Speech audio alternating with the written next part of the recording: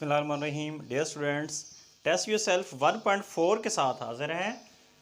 पहला सवाल है जी, what is relationship between empirical formula and formula unit. Empirical formula और फार्मूला यूनिट में क्या रिलेशनशिप है। सबसे पहले इसकी डेफिनेशन लिखेंगे, एक एग्जांपल लिखेंगे और रिलेशन बताएंगे जी।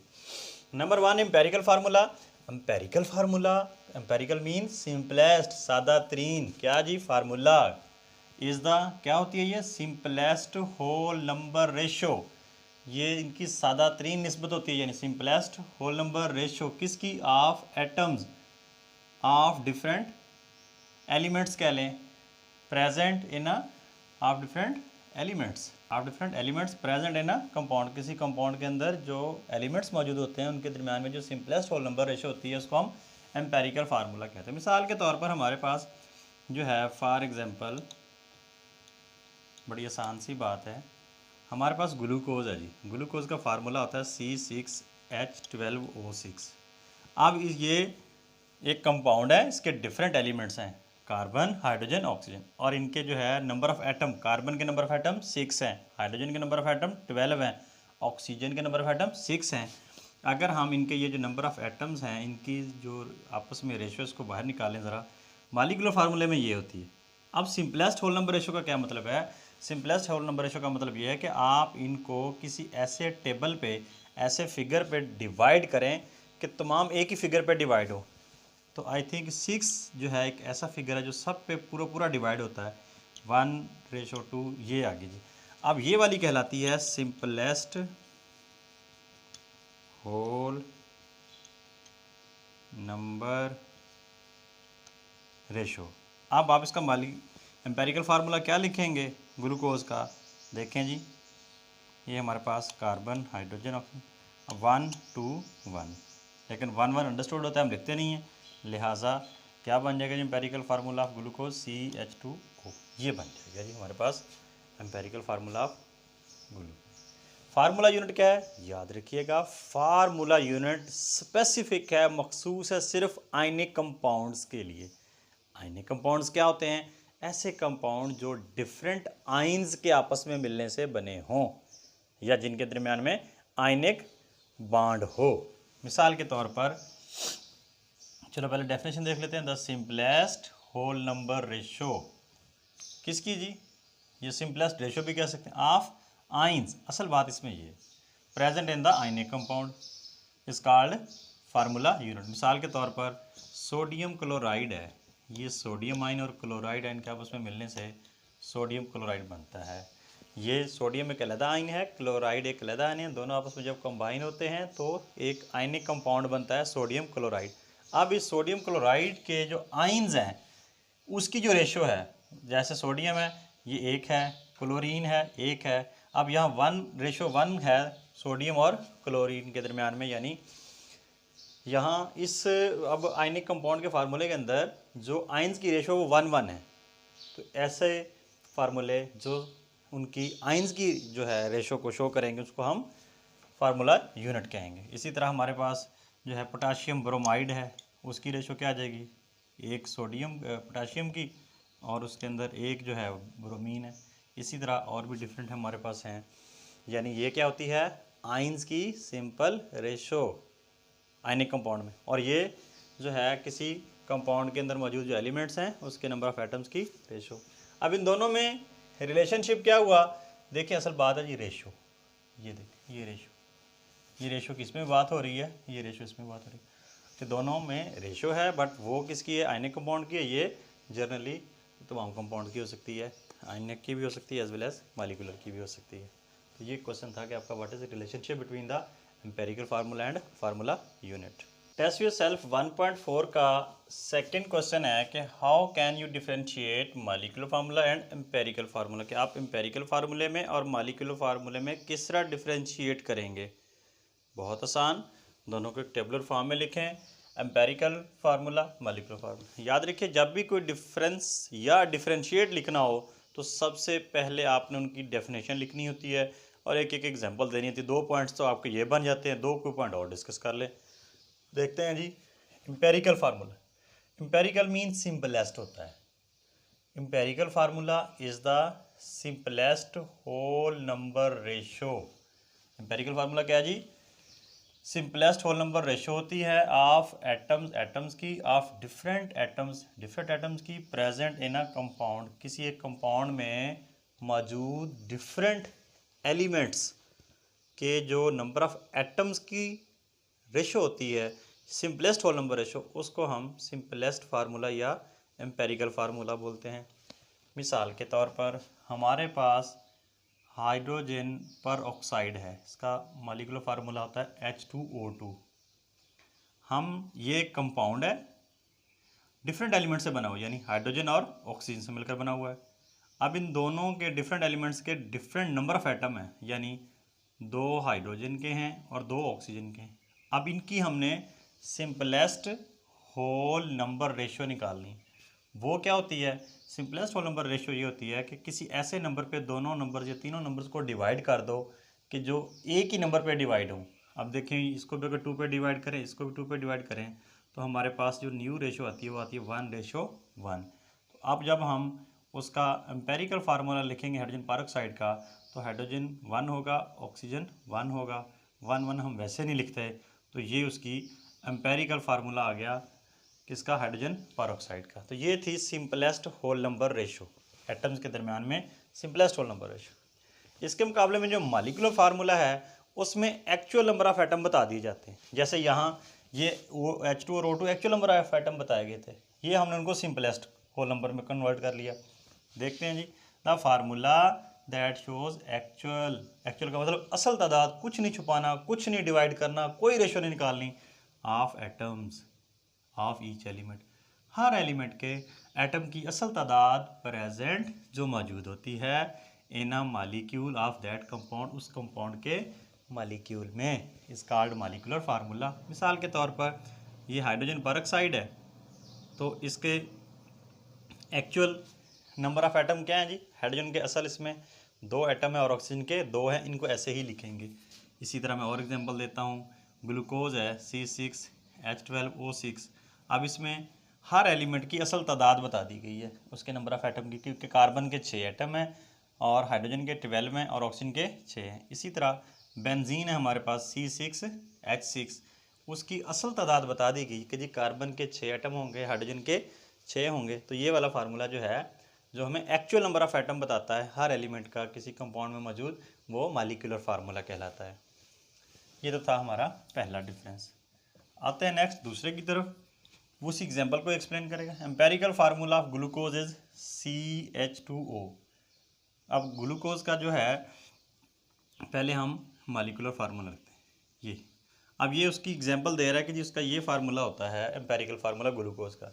हमने कहा था जी आप इनके सिंपलेस्ट होल नंबर रेशो निकाल लें, 6, 12, 6। टेबल में से किसी ऐसे टेबल पे डिवाइड करें एक ही नंबर पे सारे डिवाइड हो जाएं। अब वो 6 ही ऐसा एक नंबर है जिस पे तमाम डिवाइड हो सकते हैं। तो ये 1, ये 2, ये 1, ये 6 1 द 1, इससे कट के ये आ गए। अब जो ये तो था मॉलिक्यूलर फार्मूला। अब ये इसकी ये वाली जो हमने निकाली है, ये जो इस वक्त निकाली गई है, यही तो है सिंपलेस्ट होल नंबर रेशो। बच्चे इस बारे में बड़े परेशान होते हैं कि सर जी ये सिंपलेस्ट होल नंबर रेशो क्या चीज़ है जी? मैं ये कहता हूँ कि भाई ये मैथमेटिक्स है और ये छोटी क्लासों वाला में 1:2। मैं इसको इनबॉक्स कर देता हूँ, ये देखें ये। अब इसके मुताबिक जो ग्लूकोज का एम्पेरिकल फार्मूला बनेगा, पहले तो वो 3 आप एलिमेंट लिख लें, कार्बन, हाइड्रोजन, ऑक्सीजन। अब उसमें उनकी तादाद बता दें कि जी इसमें 1 आएगा, इसमें 2 आएगा, इसमें 1। ये हम 1 लिखते नहीं, अंडरस्टूड होता है। तो ये CH2O, यानी ये वाला जो हमने पहले पढ़ा था कि ये एग्जाम्पल है ग्लूकोज की एम्पेरिकल फार्मूला। जबकि मॉलिक्यूलर फार्मूले में देखें, उसमें तो भाई एक्चुअल नंबर ऑफ एटम बता दिए गए हैं कि जी कार्बन के 6 होंगे, हाइड्रोजन के 12 होंगे, ऑक्सीजन के 6 होंगे। इसमें कोई डिवीजन नहीं है, कोई डिवाइड नहीं करना, कोई रेशो नहीं निकालनी। तीसरे नंबर पे है जी कैसे ड्राइव किए जाते हैं एम्पेरिकल फार्मूला, कैसे ड्राइव किया जा सकता है? It is determined on the basis of the percentage composition of compound. उस कंपाउंड के अंदर जो परसेंटेज कंपोजिशन है हर एलिमेंट की, उसकी बुनियाद पर इसको हम डिटरमिन करते हैं। जबकि जो एम्पेरिकल मॉलिक्यूलर फार्मूला किस तरह निकालते हैं? Molecular formula is derived as, molecular formula is equal to n into empirical formula. Empirical फार्मूले को n से मल्टीप्लाई कर देते हैं तो वो हमारे पास मालिकुलर फार्मूला। एन की वैल्यू कुछ भी हो सकती है, एन में भी 1 2 3 and so on. For example हमने बेंजीन का जो है एम्पेरिकल फार्मूला लिखना हो तो बेंजीन के फार्मूले में एन की वैल्यू 6 होगी, तो आप यहाँ 6 पुट करेंगे, उसका एम्पेरिकल फार्मूला पुट करेंगे CH, तो जब इसको सॉल्व करेंगे तो ये C6H6। तो हम यहाँ लिख सकते हैं जी मालिक्यूलर फार्मूला ऑफ बेंजीन तो कितना आ जाएगा C6H6 मतलब इस फार्मूले की मदद से हम जो है मालिकुलर फार्मूला निकाल सकते हैं कि F molecular formula is equal to N into empirical formula. Number 4 है जी, it can be written for both ionic and molecular, कि जो एम्पेरिकल फार्मूला था ये आयनिक कंपाउंड्स के लिए भी लिखा जा सकता है और मालिकुलर कंपाउंड दोनों के लिए लिखा जा सकता है, मगर जो मालिकुलर फार्मूला है it can only be written for the molecular substance, ये सिर्फ और सिर्फ किसी सब्सटेंस के मालिक्यूल्स के लिए ही लिखा जा सकता है, आयनिक के लिए नहीं, जबकि जो एम्पेरिकल फार्मूला है वो आयनिक और मालिकुलर दोनों के लिए लिखा जा सकता है। टेस्ट योरसेल्फ 1.4 का तीसरा क्वेश्चन है आइडेंटिफाई फॉलोइंग फार्मूले एज फार्मूला यूनिट और मालिकुलर फार्मूला। ये हमें कुछ फार्मूले दिए गए हैं जी, H2O2 है, CH4 है, C6H12O6 है, C12H22O11 है, BaCO3 है, KBr, ये कुछ फार्मूले दिए गए हैं। कहता है इनमें से आप अलग-अलग करें फार्मूला यूनिट को और मालिकुलर फार्मूले को। बड़ा आसान है जी, हम यहाँ पहले मालिकुलर फार्मूले की हेडिंग दे देते हैं जी। मालिकुलर फार्मूला इनमें से कौन कौन सा है जी, और दूसरे नंबर पर हम कहेंगे जी फार्मूला यूनिट। देखें पहले इस बात की वजाहत हो जाए कि मालिकुलर फार्मूला क्या होता है। मालिकुलर फार्मूला वो होता है जिसमें एक्चुअल नंबर ऑफ एटम्स बताए गए हों डिफरेंट एलिमेंट्स के, जो कि किसी कंपाउंड में या मालिक्यूल में मौजूद होते हैं। और फार्मूला यूनिट क्या होता है, फार्मूला यूनिट होता है आयनिक कंपाउंड से रिलेटेड, यानी जो आयनिक कंपाउंड्स हैं उनकी जो आयंस की रेशो है उससे रिलेटेड होता है। तो हम इसमें ये देखेंगे जो हमारे पास मालिकुलर कंपाउंड है उनको अलग कर लेंगे, और जो हमारे पास आयनिक कंपाउंड है उनका फार्मूला यूनिट तो उनको अलग कर लेते हैं। देखते हैं जी, H2O2 ये हाइड्रोजन परऑक्साइड का मालिकुलर फार्मूला है जी। CH4 ये मालिकुलर फार्मूला है मीथेन का। C6H12O6 ग्लूकोज का जो है मालिकुलर फार्मूला है जी। C12H22O11 इन सब में जो है ये चीनी है, सब में जो है एक्चुअल नंबर ऑफ एटम्स बताए गए हैं, ये लिहाजा ये मालिकुलर फार्मूला है डिफरेंट कंपाउंड्स के। इसके अलावा ये जो बेरियम कार्बोनेट है BaCO3 ये आयनिक कंपाउंड है, तो आयनिक कंपाउंड का क्या होता है हमेशा फार्मूला यूनिट। इसी तरह ये KBr जो है पोटाशियम ब्रोमाइड, ये भी एक आयनिक कंपाउंड है, तो इसका क्या लिखा जाएगा फार्मूला यूनिट।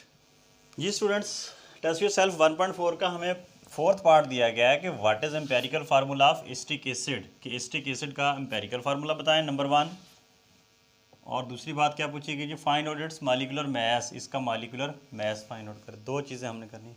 सबसे पहले तो हम एम्पेरिकल फार्मूला बता दें एसिटिक एसिड का। हम कहते हैं कि जी मालिकुलर फार्मूला जो है किसका, एसिटिक एसिड। एसिटिक एसिड क्या होता है, ये जो घरों में हम इस्तेमाल करते हैं विनेगर सिरका, ये दिया गया है जी CH3COOH, ये मालिकुलर फार्मूला दिया गया है।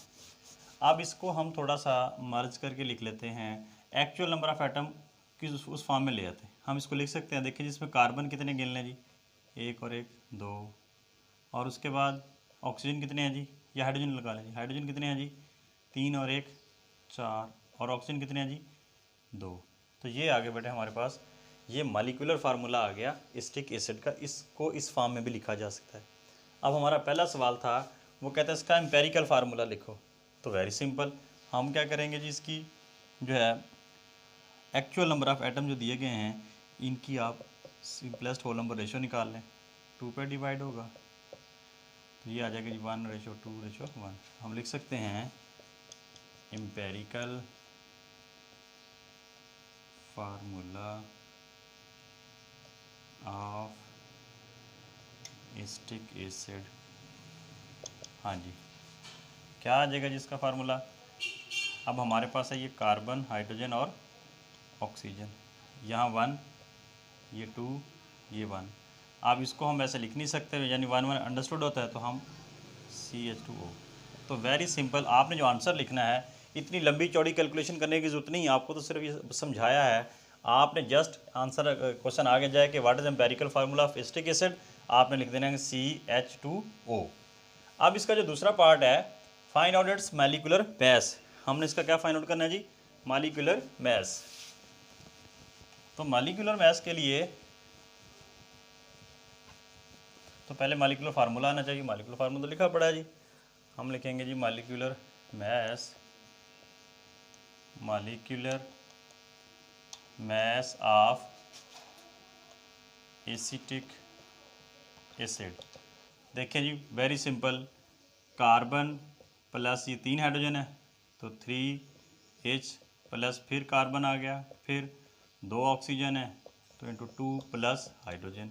अब इन सब का जो है एटॉमिक मास लिखते हैं। कार्बन का कितना होता है 12, हाइड्रोजन का कितना है जी 1, कार्बन का अगेन 12, ऑक्सीजन का कितना है जी 16, हाइड्रोजन का कितना है जी 1। तो सारे को सिंप्लीफाई करें, 3 1 द 3 प्लस 12 प्लस 32 प्लस 1। अब इसको एडअप कर लें, 12 एंड 12 24, 24 एंड 3 27, 28, 28 में 32 को ऐड करें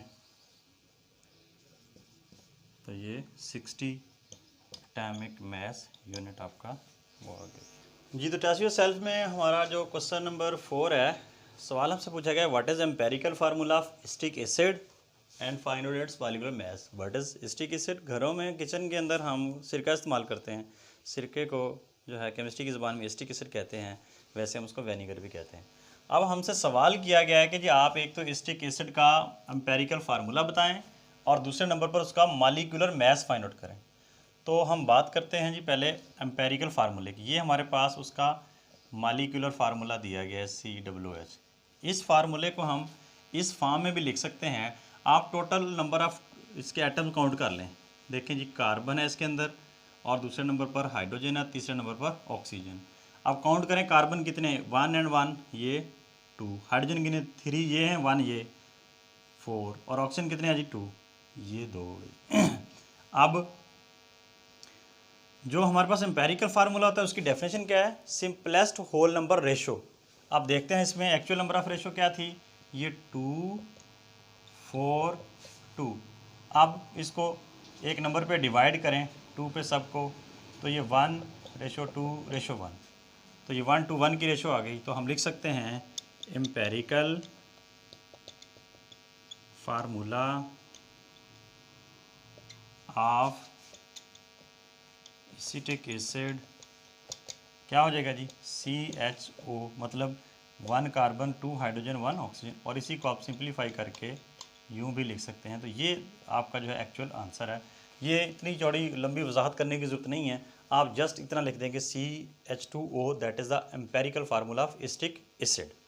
अब हम इसके दूसरे पॉइंट की तरफ आते हैं। दूसरा पॉइंट ये था कि आप इसका जो है मॉलिक्यूलर मास फाइंड आउट करें, किसका, एसिटिक एसिड का। हम लिखेंगे यहाँ फार्मूला क्या है जी हमारे पास, molecular formula of acetic acid.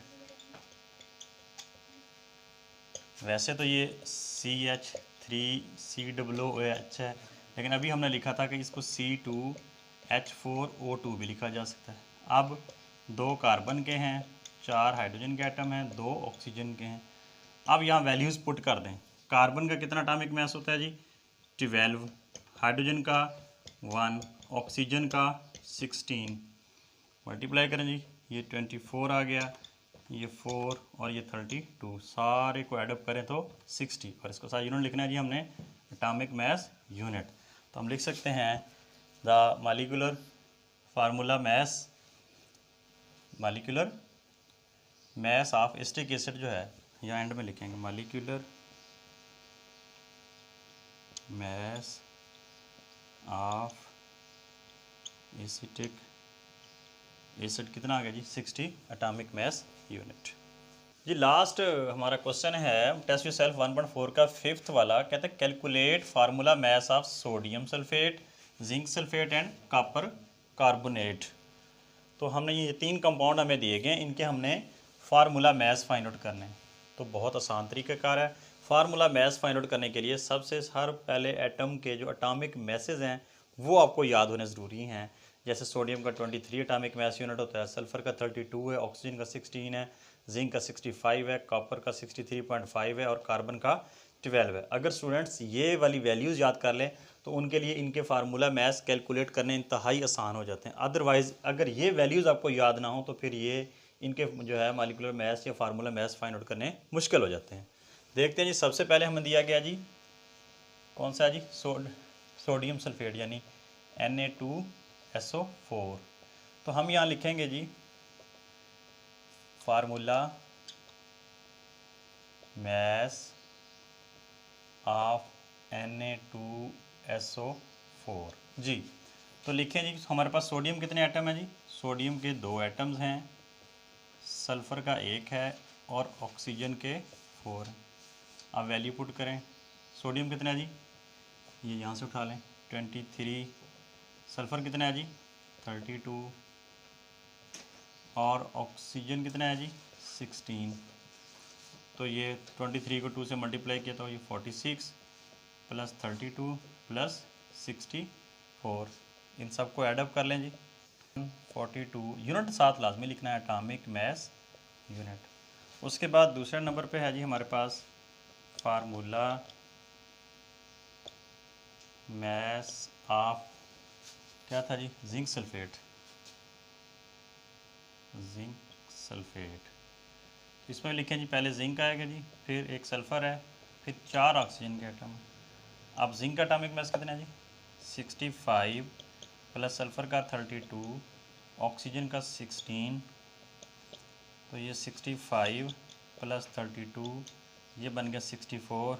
इस सारे को अगर हम ऐडअप करें 161 एटॉमिक मास यूनिट।